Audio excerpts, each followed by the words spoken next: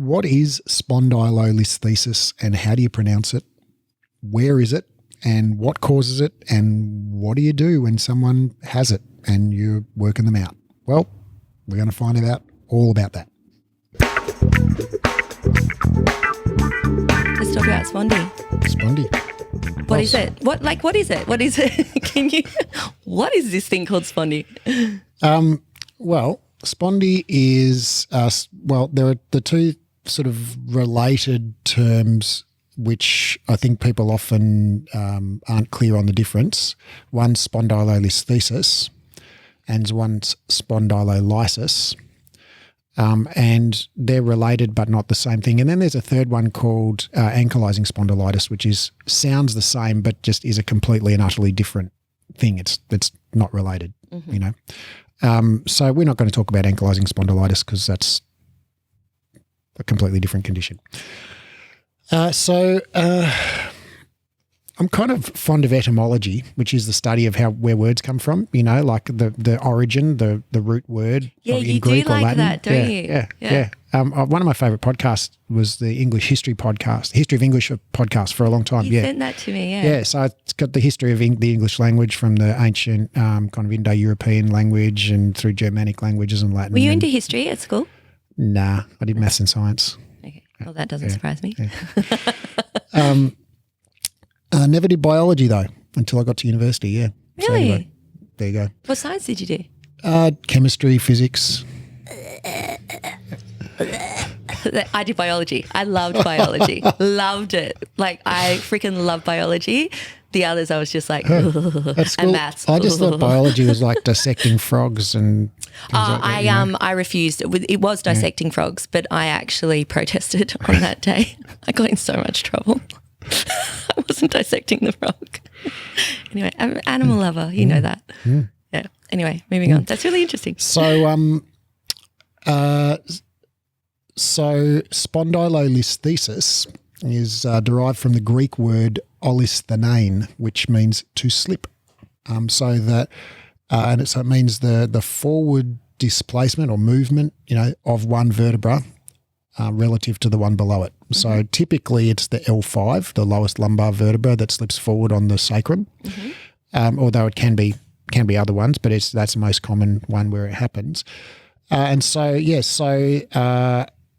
Spondylo comes from the Greek spondulos, which means spine. Mm-hmm. You know, you can kind of hear the root word in there,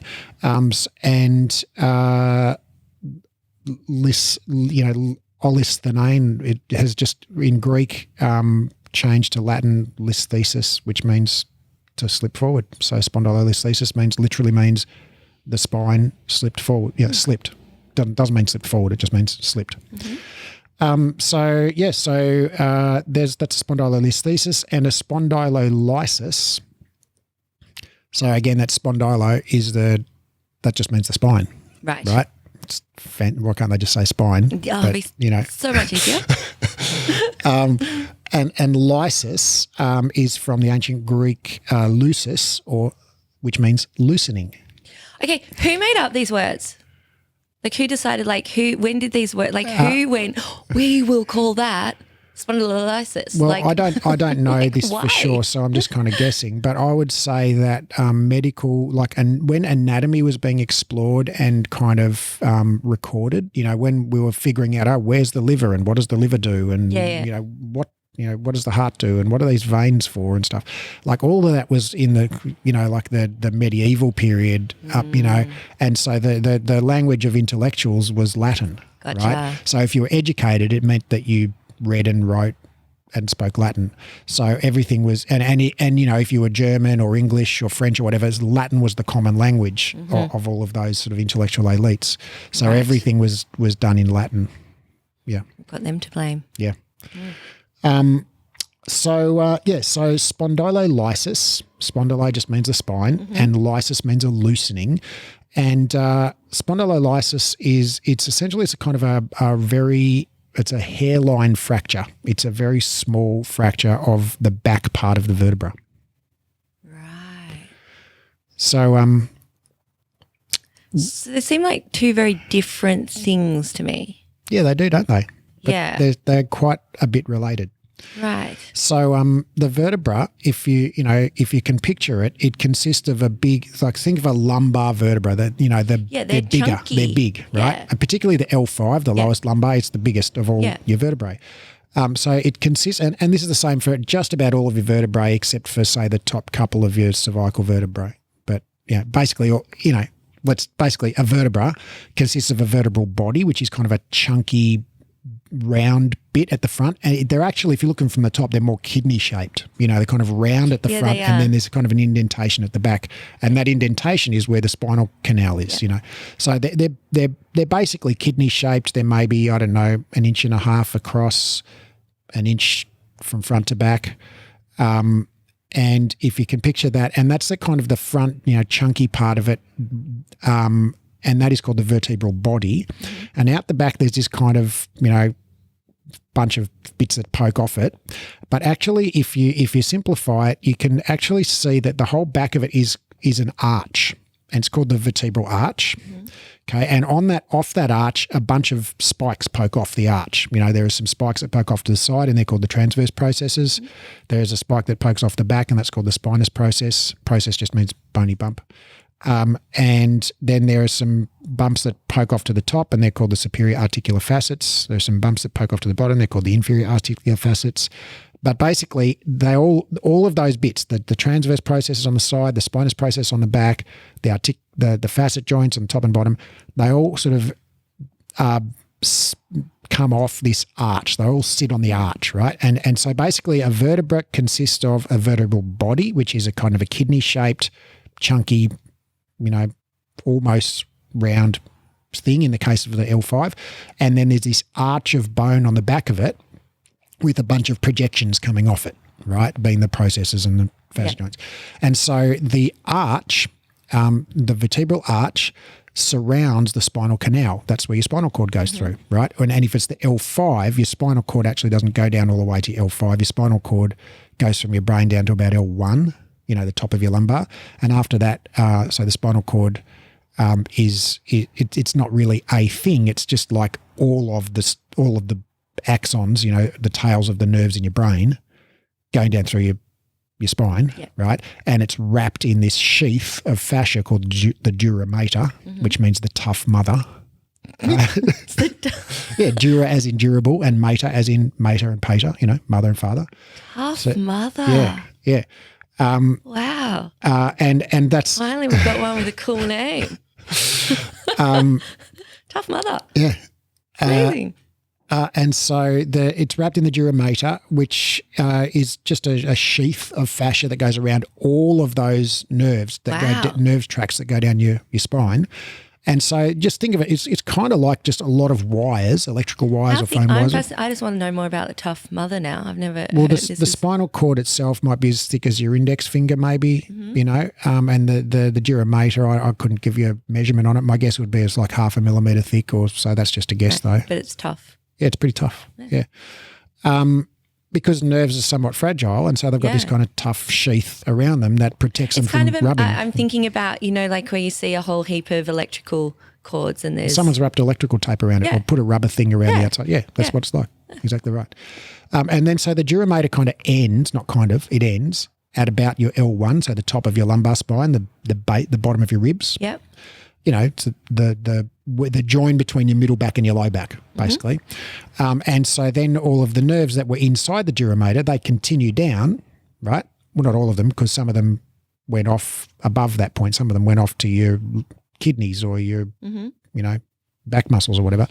But, whatever nerves are still in there, they go down and they don't have a wrapping around them anymore. They don't have a sheath. So we're going to the cauda equina? Cauda equina, which just means the horse's tail. Geez, Raph, it's starting to sink in. I'm starting to learn something here, you guys. How about you? It turns out repetition, it starts to sink in. It's awesome. If you look at it, there's if you look up on Google in images and just type in cauda equina, don't type in cauda equina syndrome because you don't want to see like horrible pictures of people and stuff. But just cauda equina, it's just cauda equina anatomy or something like that. You'll find an image like a side view MRI or something where the person's being sliced in half by the MRI machine. visually, and you can see like the inside of the spinal canal, and you'll see like the dura mater. It looks like a hose coming down from the brain to the sort of the upper lumbar spine, and then it's literally looks like a horse's tail. It's like strands of hair, but they're not hairs; they're nerves. Yeah. So anyway, so inside inside the vertebral arch. Right, in the inside part of the vertebral arch, in between the vertebral arch and the vertebral body, that's where the spinal canal. That's called the spinal canal, and that's where the spinal cord or the cord equina, is situated. So that bony section, surrounds and protects those nerve tracts. Gotcha. And so so in between each pair of vertebrae. Say your L5 and your S1, there are 3 joints in between each pair of vertebrae. So in between the L5 and the S1, the S1 being your sacrum, right? There are 3 joints. And one of those joints is the intervertebral disc, right, which sits directly in between the vertebral body and the sacrum, right? Or so if you think about your L4 and L5, right, just think of 2 vertebrae. The disc is directly in between the vertebral bodies of the L4 and the L5, right? It's the same shape as the vertebral bodies. It's kind of a kidney shape. It's just literally like the ham in the sandwich between those 2 bodies, and that's one of the 3 joints. And then behind the vertebral bodies, there's a vertebral arch, and off that arch come half a dozen projections. There are the transverse processes, the bumps that go out to the side that muscles attach to. There's the spinous process that goes out to the back, and that's where ligaments attach to. And those are the bony bumps you can see and feel in your back when you bend forward. I call them the dinosaur bones, yeah. Dinosaur bones, yeah. And then there are those, there are 8 projections. And then there are those upward projections, which are called the superior articular facets, or in other words, the facet joints, and then the lower facet joints. And so in between the L4 and the L5 and the L5 and the S1, there are 2 facet joints, a left and a right, between each, right? So you've got your intervertebral disc and you've got your 2 facet joints left and right. And so if we look at each vertebra, there's from the side view, right, you can imagine the vertebral body is this big chunky thing. Then you've got the arch, and you've got the spinous process coming off the back. You've got the transverse process, pointing out towards you. And then you've got this kind of bump at the top called the superior articular facet, and then the bump at the bottom called the inferior articular facet.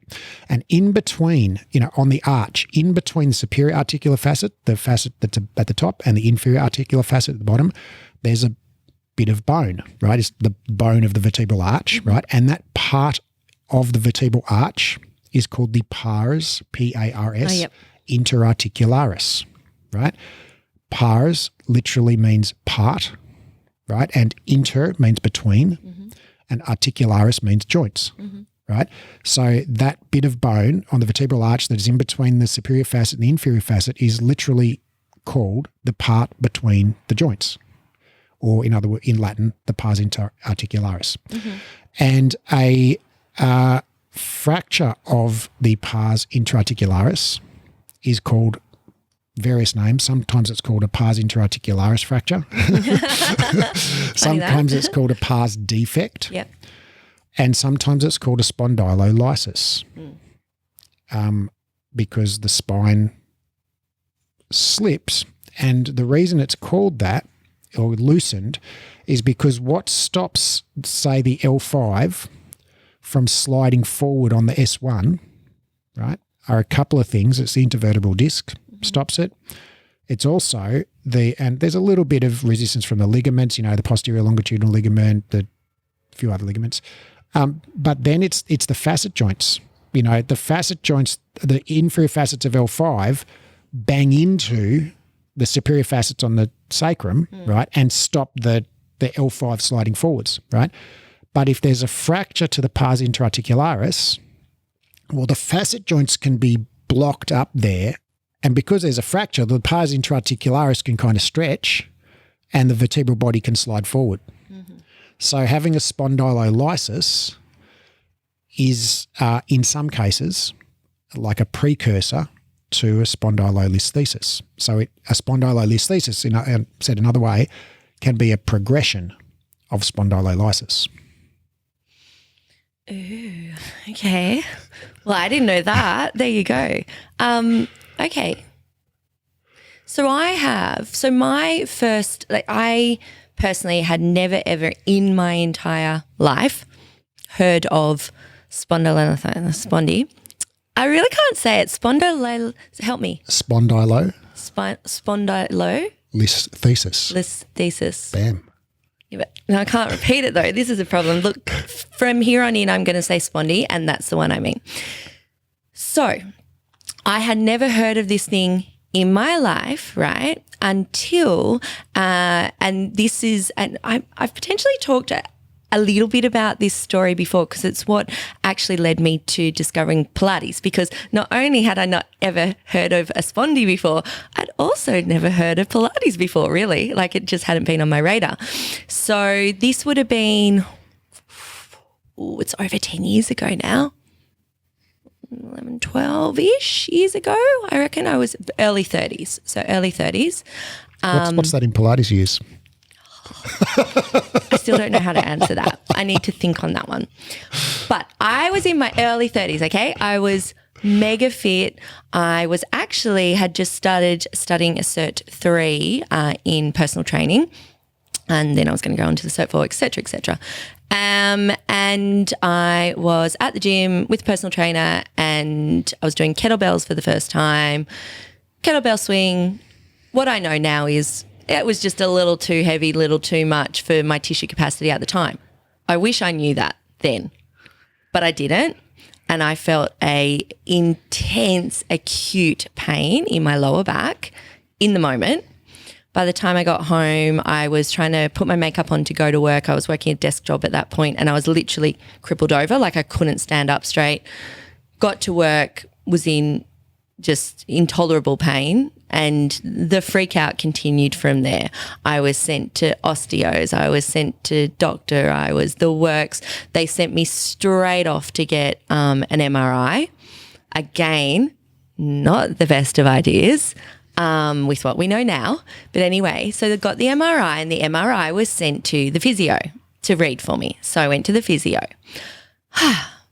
So there I am, still this, fit young thing, but with acute low back pain at this point, and freaked out.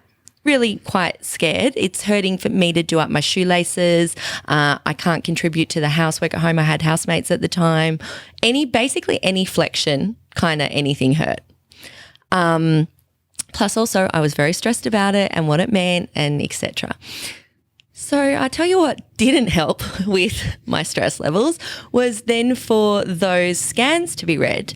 The first thing was I had a disc bulge, said I had a disc bulge at L5S1, and what we know now is, sure, maybe it could have happened during that incident at the gym, or maybe it was already there and it was a muscle strain or something I got when, who knows? We don't know. We literally, that's the answer.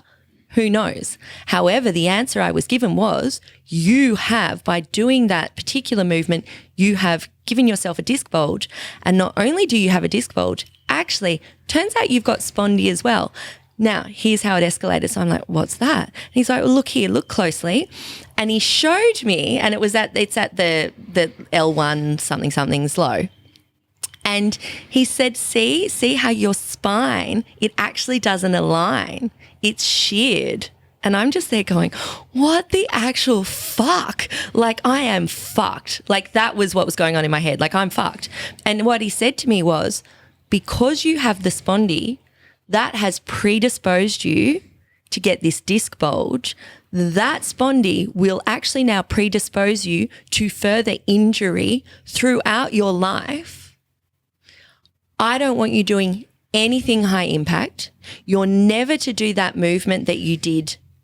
Your body will remember and you will injure yourself. I'm not making this shit up, you guys. I hope everyone's just there like with wide eyeballs going, are you kidding me? A healthcare provider said this. He said this. And you can't run. I loved running. Everyone knows I love running. Running's my happy place. You're not to run. You're not to lift weights. Guess what, though? I was allowed to do Pilates. Funnily enough, he had a reformer in his office. I'm like, right, I can do a reformer, but I can't do that. I'm not to do any flexion. It was It was intense. So the flow-on effect of that was, for me, I got no extra explanation about what it was, just that my spine was inherently unstable because it was not lined up, right? It was sheared, and that I was predisposed to injury if I did any of the things I enjoyed doing. I didn't run or lift weights for over a year after that. And, the only thing that got me doing those two things again is because I'm an extremely stubborn person, and I didn't have any more evidence. I just went, this just seems a bit bullshit to me. Like, what? How am I going to live my life like this? Are you kidding me? I'm in my early 30s and this person's saying I can't do these things? Fuck it. So I just started doing it again. And then I forgot all about it. I forgot I even had the damn thing.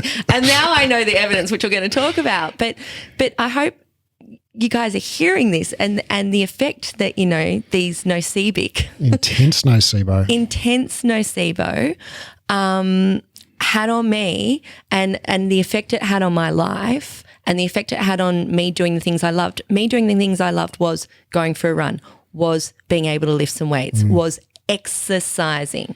So it wasn't just nocebo, which of course is when you think something's going to get worse or hurt, so it does. But creating the expectation of pain, basically. It was also taking away a lot of your most meaningful activities in life. Yeah. It's some part of your identity. Yeah, it still upsets me that happened. And I learned a lot from that. And I'm just so glad now that, and it's funny though, Raph, I will say every now and then, I reckon that he noceboed me so good.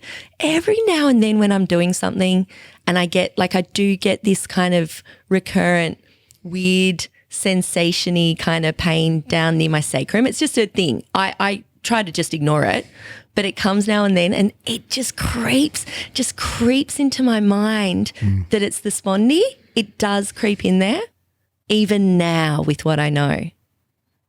So let's give me some, let's get rid of that nocebo. Well, kids at home, don't nocebo your clients. Don't nocebo your clients. It's so, it really, yeah. So we're going to go into what does the evidence say?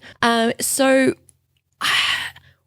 I guess there's a couple of questions here that would be great to sort of delve into. What causes it? What makes it worse? Does it get worse? Should we delve into that before we? Yeah. Sure. Well, there seems, like most things, when you say what causes it, the answer is probably a combination of things that contribute to different people in different percentages.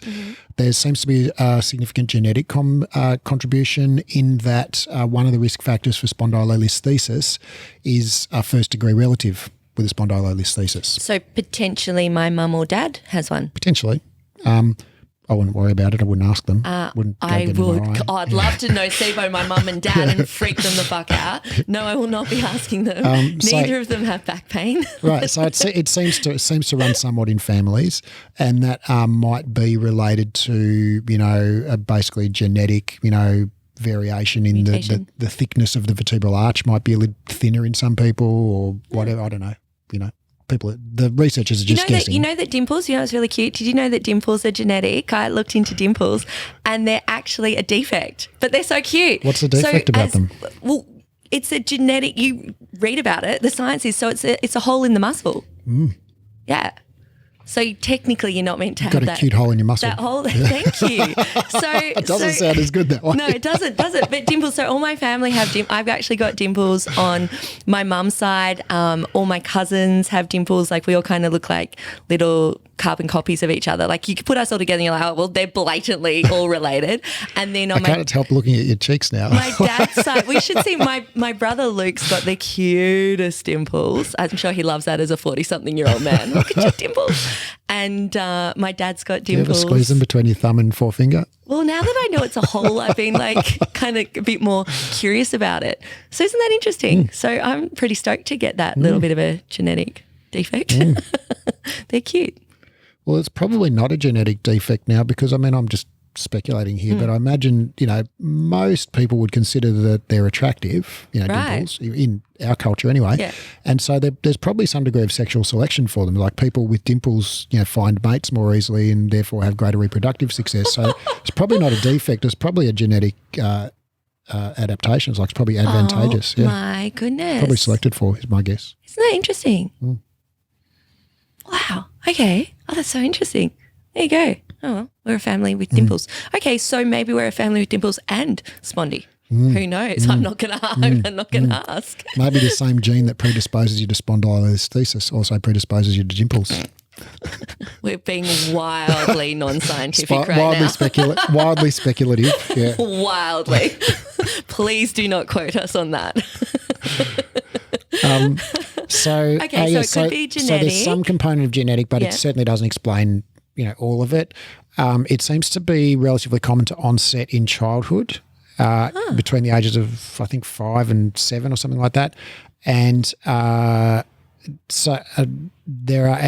it seems to be more common in sports that involve extreme loading of the spine in extreme postures, things like, gymnastics and weightlifting? Olympic weightlifting, things like that.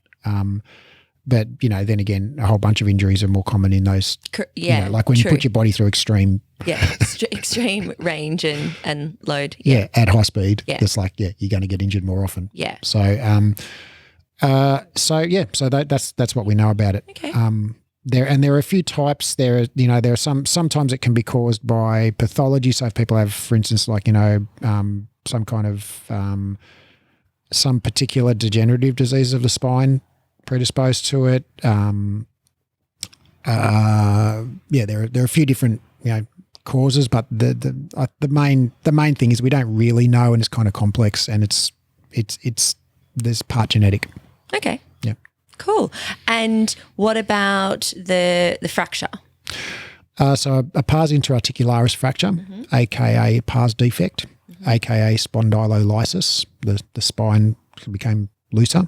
Spondylolysis. Yeah. Bam. Had to slow it down. Almost need applause for that. Had to slow it down. That's what.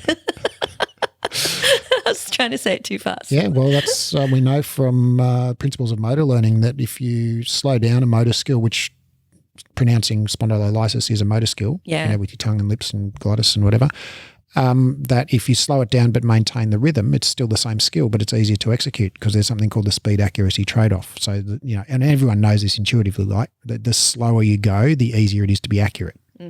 Like if you're trying to draw something really precisely or write something really neat. It was like me trying to write up the order last night on the way. I'm like, calm down, Chloe, because you're going to read that. Right. Slow it down.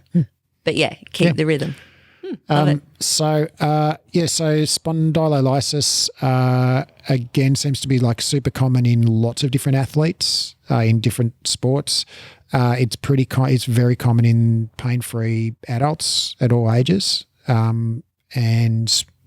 So we don't really know what causes it again. Is it one of those things that if we were doing those, studies where they do the mass scans of, populations, right, and we find that a large percentage have changes in discs and spine, etc., right, just due to natural aging, and are pain-free, asymptomatic. Is this the sort of thing we would see there as well? So I don't have figures on spondylolysis for that. There may have been research done on that. I'm not aware of it. But for spondylolisthesis, we do have that data, and in 2015 there was a study done called Systematic Literature Review. Oh no, what have I done to him? He's caught what I've got. Systematic Literature Review of Imaging Features of Spinal Degeneration in Asymptomatic Population. So in other words, people that find stuff on their MRI that have no history of back pain. And so they looked at things like disc degeneration, disc bulge, disc prolapse, annular fissures, stuff. And one of the things they looked at was spondylolisthesis. And what they found was that spondylolisthesis, 3% of pain-free 20-year-olds have it, and 5% of pain-free 30-year-olds, 8% of pain-free 40-year-olds, and it goes up a few percent, basically every decade. By the time you get to 80 pain-free 80-year-olds, you're up to 50% of pain-free 80-year-olds. Wow, okay, half. Holy moly. And what they found was the prevalence of spondylolisthesis was not more likely in people. Apologies. There was so that was that study, right? It's highly prevalent in well, not highly prevalent, and but it's going up with age. Yeah, increases it's with age. slightly prevalent in young adults and increases a couple of percent a decade, but then accelerate. Like the increase accelerates in the later decades of life beyond kind of 50. But by the time you get to 80 years old, half of pain-free people, and pain-free is defined as never had a history of back pain, right? So lifelong, no history of back pain. Wow. 50% of people at 80 years old have it. And then there's a second study by the same research group from 2015, Brinjikji et al., which is called, and again, they think of these really sexy titles. This one's called... This isn't going to be sexy. This is called MRI findings of disc degeneration are more prevalent in adults with low back pain than in asymptomatic controls, a systematic review and meta-analysis. It's pretty dry. It's pretty dry. I hope the findings are sexy. Anyway, we'll link to that in the show notes. And so basically what they did, this is the same research group, and they looked, that other study I just mentioned, they looked at pain-free people and looked at, okay, how many of pain-free people have these things? I'm still shocked that people could go through their life with never having a sore back. Yeah, that's awesome, isn't it? I'm like, wow. I just kind of, I must admit, I see, and I think maybe because I'm a Pilates instructor too, and almost everyone comes to Pilates at some point because they've had a sore back or got a sore back or, and I just couldn't imagine have gone through life with never having a sore back. Yeah. Good on you. Yeah. Lucky people. Wow. And so in this systematic review, it's not a study. It reviewed all of the studies in this area. In this field of research, and so they looked at studies that looked at asymptomatic people and people with no history of back pain, and they also looked at studies that looked at people with a history of back pain, right? And so the question they tried to answer was, are these things disc bulge, disc degeneration, spondylolysis, spondylolisthesis, facet joint arthritis, whatever? Are these things more, less, or the same amount, common in people with back pain as in people without back pain? And in relation to spondylolysis, what they found is it is more common in people with back pain. Okay, so, and that is the one that's the fracture. That's the pars interarticularis fracture. Yes. Yes. So people with back, So it's a fracture. So sorry, Raph. I feel like when we think about fractures, I know like when I think about a fracture, right, I think about, let's say I fractured my arm or whatever, it heals. Yes. But this doesn't heal? We see it sometimes progresses, sometimes progresses as in, gets more fractured. Right. Sometimes doesn't progress as in just stays the same, and sometimes heals. And so, I'm just speculating here, but I would guess that maybe it's kind of, in some people at least, maybe it's kind of like a stress fracture where it's, repetitive loading that's beyond the tolerance of the bone. Yeah. And so if you keep doing the activity, it doesn't get a chance to heal. Got it. But if you give it a bit of a rest, it'll heal up and Bob's your uncle. With you. Okay. And it'd be hard to give your spine a bit of a rest. Well, if you're into gymnastics or weightlifting or whatever, you might need to take 6 weeks off. I see. For that, and if you're a hardcore weightlifter, like I'm not talking about someone at the gym, I'm talking about an Olympic weightlifter that, you are talking about, over a year of diligent training, 5 hours a day, 6 days a week, you might add, 2 kilos to the amount that you can clean and press, right? And then if you take 6 weeks off training, you probably lose 15 kilos, right? Yeah. Yeah. It's amazing how quick you lose it too, isn't it? It's like, but you get it back fairly quickly. No, I would agree. I would agree. I've already going up substantially with my leg press, but I tell you what, it was confronting when I went back to them after a substantial break. And I was like, oh, this is half of what I was doing, literally half. But that's a real phenomenon, getting it back. It's called muscle memory, and that's not what most people think about when they say muscle memory, like I can still do this skill is what most people mean. Yes. But when researchers talk about muscle memory, what they mean is your muscles remember being strong. So if you do strength training, you get really strong, and then you stop doing strength training and you for a period of weeks or months and you get less strong, then you start strength training again. You get back to how strong you were before much quicker than the first time when you started out from scratch. Yeah, there's some kind of genetic memory in there or epigenetic memory in there. Yeah.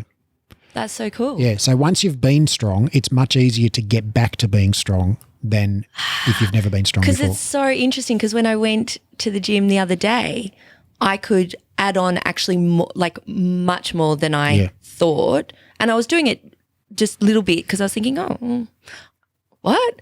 And I had to keep putting more on. And I was like, this is cool.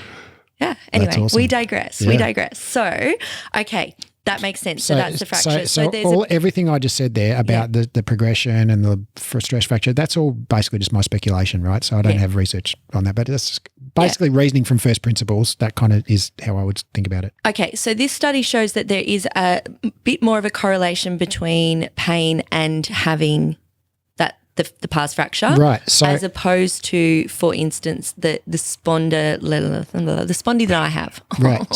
So if you came to me and you were my client, right, and you said I've got this back pain, and here's my MRI report, and it says I've got a spondylolysis, a pars interarticularis fracture, and I looked at the location on, the pars interarticularis fracture was, say, at your L45, left L45, whatever, wherever it was. And then I looked at you and said, okay, can you show me where your back pain is? Can you point on your body where your back pain is? And you pointed to your left L45, right? I would be thinking, maybe the spondylolysis is related to your back pain, right? Because we know that they can be related to back pain. But if the scan report said the spondylolysis is at your left L45, and I said, show me where your back pain is, and you pointed to your right L12 or something, I'd be thinking like, all right, well, it's probably just an incidental finding, because we know that pain-free people do have these findings. They're just more common in people with pain, right? So just the fact that you've got it doesn't mean that that's what's causing your pain. And particularly if the symptom's in a different spot, which often we see when clients come along, is like, they've got this finding and I've got a pain, but the pain and the finding aren't in the same spot. So that would be, that's how I would approach that. But when it comes to spondylolisthesis, the forward slippage, spondylo means spine and listhesis means slip, slide.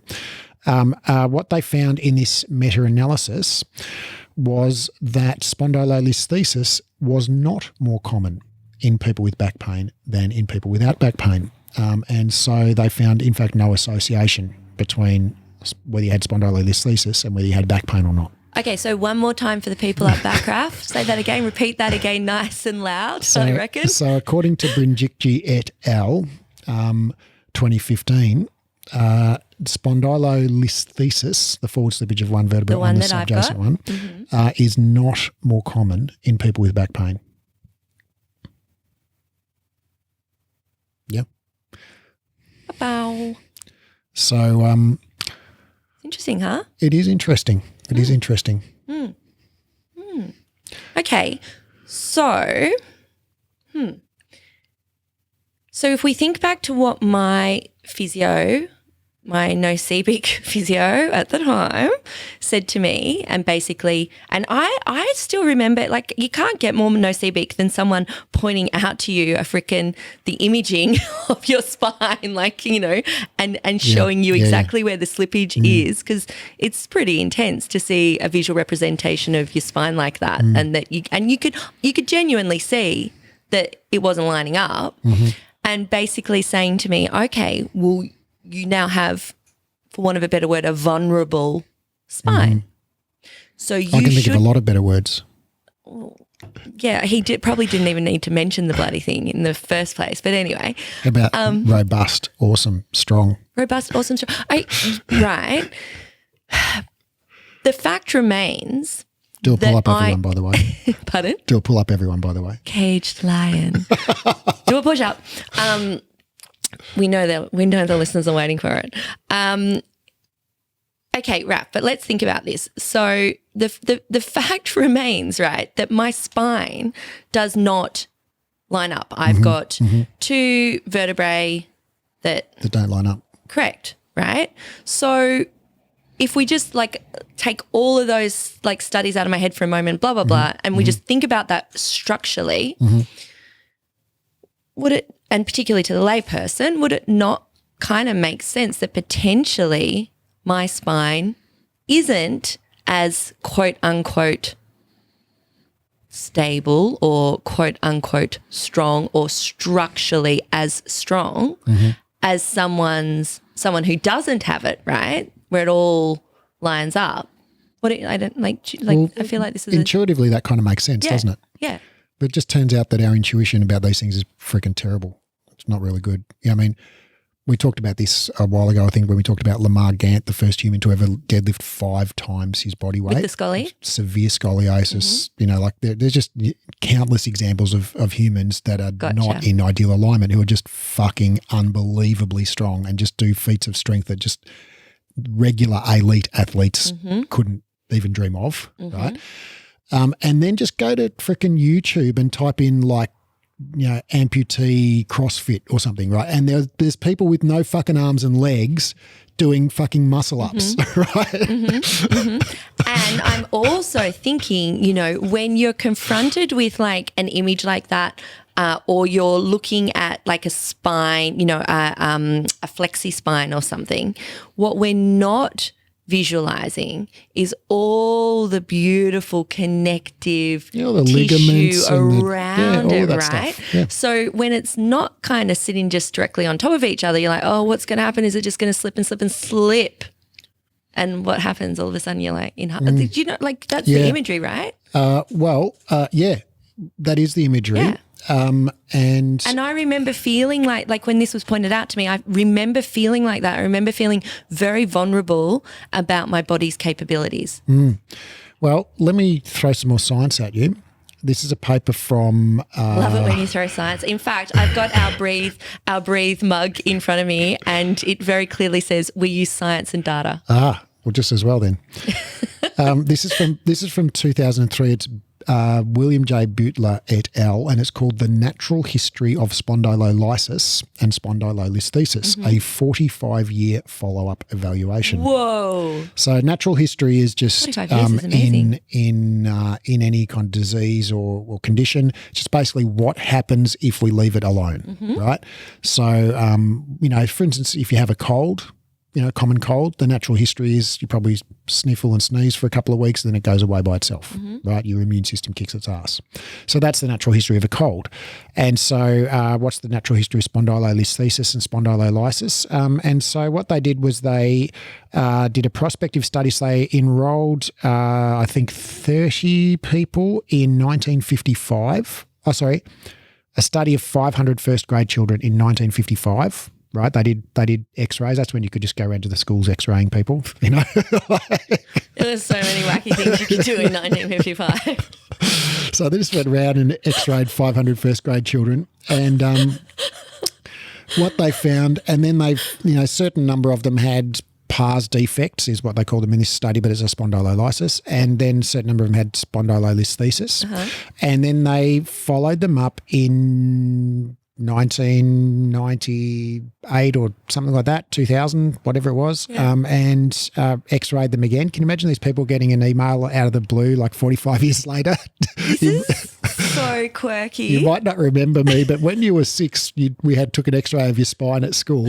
You know, actually, it was my father who did that, and now I'm carrying on the research tradition. Anyway, I don't know the history. I'm just making it up. But what they found was, Love it. Quote from their results, no subject with a pars defect was lost to follow-up evaluation once a lesion was identified. So they tracked down every single one of these people and followed them up with an MRI 45 years later. Incredible. Subjects with unilateral defects never experienced slippage over the course of the study. Wow. progression of spondylolisthesis slowed with each decade. There was no association of slip progression and low back pain. There was no statistically significant difference between the study population and those of the general population for their pain and disability. What more do you want? What more? Like, that's just, it's incredible. Could we send that to my old physio? Yeah, well, shout out to your old physio. Maybe that person has, become evidence-based. I really hope so. Because 12 years ago, I wasn't evidence-based. Yeah, no, I agree. I might have said that to you 12 years ago. I hope I wouldn't have. But. Oh, look, and him and I had a great therapeutic alliance. I trusted every word he said, really liked him, went in there diligently for my, manual therapy. Gave him a 5-star Google review. And, yeah, I thought he was fantastic. It's in my later years that I've gone, oh, man, that wasn't cool. Wow, that study's fantastic. Yeah. There are a couple of others. And quite fascinating that everyone was still could be found and was alive and well and all of those things. There's another one here from 1994, Radiographic Correlations in Adult Symptomatic Spondylolisthesis, a long-term follow-up study by Vertebra et al. What they found was the mean degree of slippage at baseline was 34%. So that, the L5 in your case had slipped forward 34% of its diameter, right? So 1/3. And the mean progression of the slip during the observation time, which was 17 years, right, was 6.1%, not 6.1 additional percent, but 6.1% of how much it had slipped already, right? So it's, 2%, 3%. Right, okay. 2%. It's just a little bit. Yeah. The level of progression of the slip instability of the osthetic segment, our radiological non-union of spinal fusion, did not correlate with either the pain index or the activities of daily living index. So in other words, how much it's like some of them slipped, some of them didn't, right? Some of them slipped more, some of them slipped less. But whether it slipped and how much it slipped had no correlation with whether they had pain or how able they were to just get on and do their normal life activities. No marked radiological differences were seen between those actively employed and those pensioned, right? So some people were on disability pensions for back pain and some people were just working full-time as whatever, tram conductors or office people or whatever, and there was no difference in their x-rays between those two groups. So there was maybe a lot of nocebo going in one group and not in the other group. The degree of slip correlated positively with the pain index, R equals 0.31, which is a small to moderate correlation. Yeah. Right. And so that's not how much that's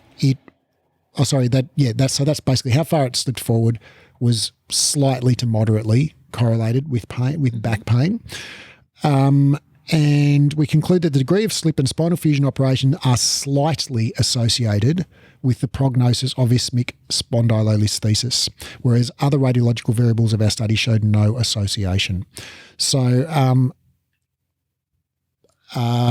in that particular study, they found that there was a slight association between back pain and spondylolisthesis, whereas the Brinjicci one I quoted to you before was a much bigger study. I was going to say, what was the size? Yeah. Well, the Brinjicci one would have included that one plus all of the other. Review, wasn't it? Yeah. Right. Yeah. Cool. So, then there are just a couple of other ones that have looked at, because we tend to, by default, default to thinking of spondylolisthesis as an injury or a defect that needs to be repaired. Correct. And so we think, okay, what's the best way to either protect that or repair it? It's interesting that you say repair, because the way it was always explained to me and the way it was explained to me was like, you've got this now. This is your jam. Like there's nothing you can do about it, except you need to be more careful because you are now predisposed to injury. So I've never heard of it in the terms of something to repair. Oh, yeah, we do spinal fusion surgery on people. Yeah. Gotcha. Yeah. Okay. So there are a few different surgeries they do. They do it like a decompression where they'll sort of cut out bits that are in the way or whatever. But the main one that they shave off some of the back part of the vertebral body or whatever if it's impinging on the spine. But I think the most common surgery is spinal fusion, where they basically bolt those two vertebrae together, like literally bolt them with actual bolts. Yes. I've had quite a few clients with spinal fusions. So now those two vertebrae, say in case of L45 or L5S1, whatever, are just effectively one solid unit that doesn't bend or twist or anything like that. And so there's a systematic review and meta-analysis from 2016 called Zhu et al. Called Surgical versus Non-Surgical Treatment for high-grade spondylolisthesis in children and adolescents. And when they say high-grade, there's a scale, and if you've studied spondylolisthesis even in sort of a superficial way, most people have been exposed to the idea of like a 25% forward slippage is a grade 1, 50% is grade 2, 75% is grade 3, and 100% is grade 4. And so that's basically what they're talking about. And so high grade would be like a grade 3, So this was a systematic review of surgical versus non-surgical treatment. So basically, what happens if we give them a spinal fusion versus if we basically just don't do anything. Yeah. And what they found was, quote, because of the preponderance of uncontrolled case series, low quality evidence indicates the quality of life and progression of slip was no significant difference between surgery and non-operative group. Non-operative patients had no radiological progression of their slip during the 18-month follow-up period. So this is a systematic review from 2016. It's the most recent one available. And what it says is basically the evidence in this area is really poor quality, and we can't say that there's any difference in outcome for people who have spinal fusion versus people who don't. Oh, gosh, we hear this a lot, don't we? Like in different parts of the body, and you just think, man, like imagine going through spinal fusion surgery. Huge. Yeah. And that the outcome may be just the same as So not doing anything. Now, there, I'd like to kind of just put a little caveat here and say, and this is not based on research that I've read, but it's just kind of based on the anatomy and first principles that, okay, so spondylolisthesis, where the vertebra slips forward, is according to Brinjicci et al., it's not associated with low back pain, right? So some people have low back pain and no spondy. Some people have back pain and spondy. Some people have spondy and back pain. Some people have spondy and no back pain. It's just not associated. But when you what researchers and clinicians are also kind of concerned about is, well, if the vertebra slips very far forward, that narrows the spinal canal, right? So there's less room for the cauda equina, for those nerve tracts. Gotcha. And so then if you take that spinal canal that's narrowed because there's a forward slippage of the vertebra and the vertebral arch, slips forward a bit or whatever, and then you bend or twist or whatever, well, that narrows the spinal canal even more. So now the nerves might get impinged or irritated or whatever, and that wouldn't cause back pain. That would cause symptoms in your leg. Right, because those nerves that exit the spine are kind of L5, S1, S2, whatever, they go down your leg to your foot, and so that's basically your sciatic nerve. Yep. Okay, and so you might get pain or weakness or numbness or altered sensation or just weird shit happening in your leg, if there was a neural compromise, related to that spondylolisthesis, and so. Again, like I said, I haven't read any literature on this, but if I had a client with a spondylolisthesis, a high grade, like a grade 3 or 4 spondylolisthesis, and they had significant leg symptoms, that's when I would be, a bit more cautious about movements that provoked their leg symptoms. Okay. So if they were doing a back bend, if you were my client and you had a spondylolisthesis and you're L5S1, and I would be like, do you ever get leg symptoms? And you would say. You want me to say yes? Yeah. Well, do you get, honestly? Are you asking me? No, in reality, do you get leg symptoms? Never, ever. I'd be like, okay, great. We don't care about the spondylolisthesis. Let's work out. But see, I would never say I would never identify as to something like if an instructor or something said to me, "Have you got anything going on?" I would never, ever, ever say my spondy because. Right. So I would, if someone didn't have leg symptoms, I would be utterly uninterested in this spondylolisthesis. Gotcha. Just not a thing, right? Yes. But if you came to me and said, look, hey, I get this, buzzing sensation down my leg and I can't feel my right big toe, right? Especially when I do back bends, and I've got this grade 3 spondylolisthesis, Right. then I would start to think, okay, if we're doing back bend and you can't feel your right foot, maybe we should back it off a little bit, ease out of that position and find a position that doesn't make your right foot go numb, So that would be when I would pay some attention to that if particular movements or positions aggravated leg symptoms.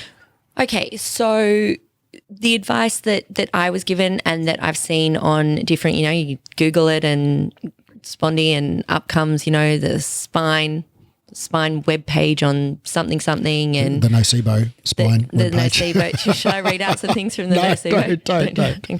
Well, basically it's don't do anything high. It's don't do any high impact. Yeah. Don't do heavy weightlifting. Yeah. Don't do gymnastics. Yeah. Don't. Strengthen your core. No shit. Yeah. That's what this one page says. Strengthen your core.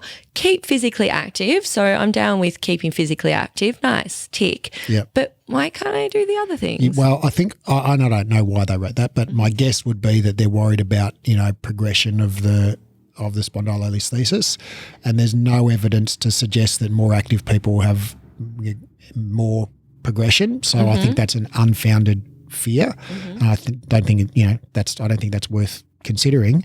But I think, like I said just a moment ago, I think the only time that it would be a consideration if someone had a spondylolisthesis is if there were significant leg symptoms that were aggravated by particular movements or positions. Right. I would ease, do less of those movements or positions, not go to full end range or whatever. Yeah. Because I wouldn't want to aggravate those leg symptoms because that's a sign that you're irritating nerves, right? Which is probably not a good plan. Yeah. But if you had a grade 3 spondy and you had no leg symptoms, I'd be like, fine, back bends, forward bends, whatever, do, running. And to be honest, I can't remember what grade mine was. Who cares? Doesn't matter. Yeah. I'm sure I was told. I just can't remember. So there's no good evidence that surgery makes it better. There's no good evidence that it progresses. There's no good evidence it's associated with pain. But, just again, not from research, but just from thinking about the anatomy, if there was leg symptoms, I would be a little bit more cautious. And also there's no good evidence about physiotherapy. So when we talk about like exercise, like they don't use the word exercise, they use the word physiotherapy, which is exercise plus massage plus manipulation plus whatever the heck else they do. And so the only study we've got on that is, or the only systematic review we've got is 2003. McNeely et al. Systematic Review of Physiotherapy for Spondylolysis and Spondylolisthesis. And what they found was basically, let me see.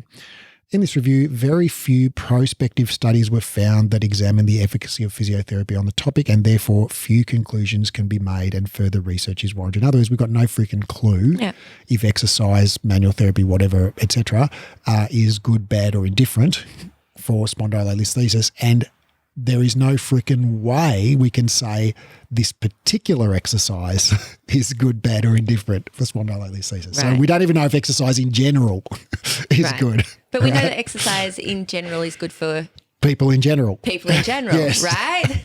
Right. So probably exercise. So can you so this tried to address the question of like, can you quote fix, spondylolisthesis with physiotherapy? And the answer is no freaking clue. Wow. There you go.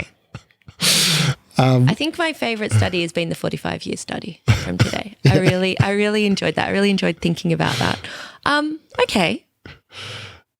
So don't nocebo your clients. Yeah, don't nocebo them. Get them moving, always within tolerable, you know. And if they've got back pain and a spondylolisthesis, it's probably just unrelated. It's almost certainly unrelated.